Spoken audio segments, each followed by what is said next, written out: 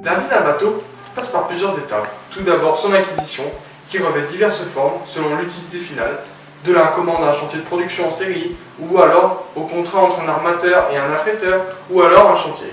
Puis vient la phase de la conception, qui va être réalisée par un architecte naval.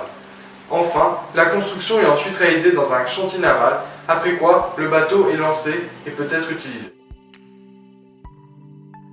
La coque doit avoir pour première caractéristique d'être plus légère que la masse correspondante à son volume afin que la poussée d'Archimède, qui sera détaillée dans une prochaine sous-partie, lui permette de flotter.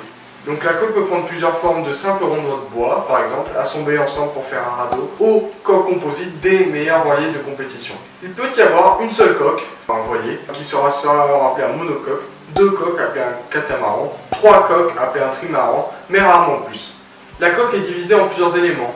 L'étrave qui va être la partie la plus à l'avant, le brillon qui va être la partie avant sous la flottaison, la quille ou la ligne de quille qui le prolonge sur sa longueur.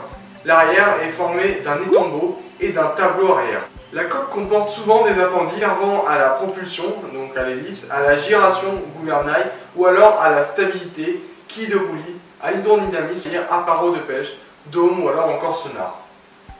Donc la coque peut supporter enfin les différentes contraintes. On a les contraintes hydrostatiques puisqu'elle doit supporter le poids du bateau, souvent inégalement réparti. Ensuite vient les contraintes hydrodynamiques par le choc des vagues. Elle doit prévenir le naufrage en cas de collision ou d'échouement et en composite pour les voiliers rapides.